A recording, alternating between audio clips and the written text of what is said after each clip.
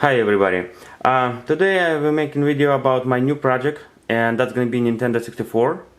Right before I finished my PS2 portable, I start work on a project N64.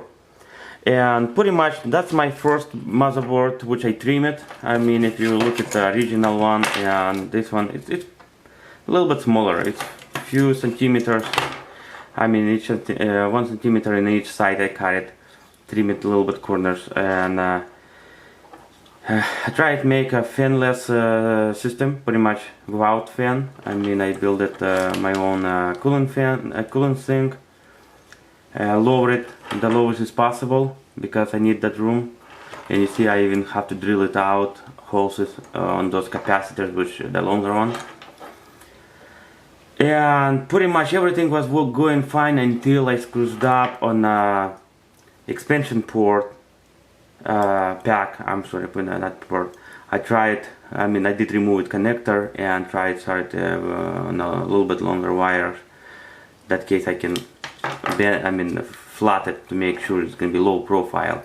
And pretty much what's happened, I miscounted a couple wires and I fried the board. It's too bad. I mean, weak work or so, and right in the trash. The second motherboard, I mean, that's from my use, also from my junk N64, and I did screw it up in a different way. Also, it doesn't work. Pretty much now I'm stuck without motherboard. I need another N64. Pretty much I'm looking for a cheap or free N64. Anyway, since motherboard. Right now I screwed up on motherboards. I was thinking what kind of case I was gonna use it. And first thing I got some leftover from my previous projects. That's a AG85 case. And before I thought I was gonna make it for GameCube, it didn't work. And actually this motherboard I trimmed it to make sure it's gonna fit in this case. And actually it does fit. I mean, the original one will no way fit, but after trimming, you guys can see it will fit. But the thing is, by the time when you put it at the D-pad, analog, control buttons, you have to go with 3.5 screen or so, and 3.5 is pretty small. I mean, for some application, if you build it, for example, a Game Boy Advance or even Sega Genesis, 3.5 probably is gonna be alright. N64 PlayStation on a 3.5, you're not really kicking too much. I mean, it's pretty small. And then I got my other case, which I was also planning to use for some other projects. This one's a little bit bigger. Cartridge slot. I mean, I tape it to see where it's gonna go. I mean, pretty much it will go this way. Here's on the screen. And it will be pretty comfortable to hold it, but still, I mean, to put it 5-inch screen with all analogs and D-pads and all those buttons, I recognize it's a little bit too small, and then I will have to increase it. The motherboard will fit. You see, I mean, I did trim it to make sure it's fit, but that case I abandoned also. Because we want to be a little bit more creative, not making case as look like a brick, and without any efforts. I'd like to put it as much effort I can do it, especially with our limited skills, I mean, we're not the professionals. I mean, that's gonna be my fourth system. Pretty much a few weeks later, I'm gonna show you. I mean, since I want to build it something similar to prototype. I mean, like a real deal prototype, to make it looks nice.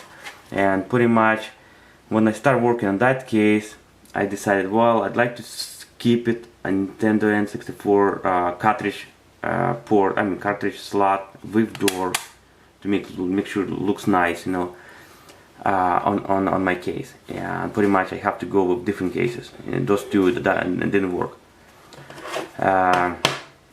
Actually, I mean, this case is not a final one. Will be surprised if I was gonna scrap it or toss it in the garbage and build it another one. but it's getting there. I mean, I cut those corners. Let's see, let me show you how it looks.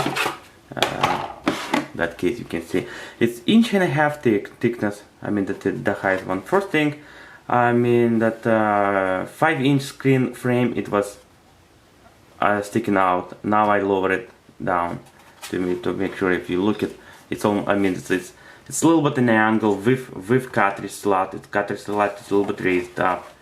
I mean, but pretty much it's gonna look like that. I mean, this corners I cut it to make sure it fits. It fits in. I mean, when you hold in, I mean, it's not like you hold in a brick, 3 inches thick. You know. Yeah. I mean, I somehow it feels. I mean, pretty good actually. But of course, all cases it feels. When you start it feels alright. But then when you finish it with all buttons and joystick, when it sticks out, it doesn't feel as comfortable as you thought it will be. But so far, like I said, I mean, let's see. I mean, it feels that motherboard when it's inside. Let me see. I mean,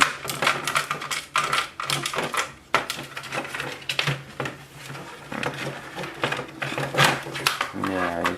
I mean, you see it. Let's see if the cartridge is gonna fit. There you go. It's gonna be like that. 5-inch screen, analog joystick. I mean,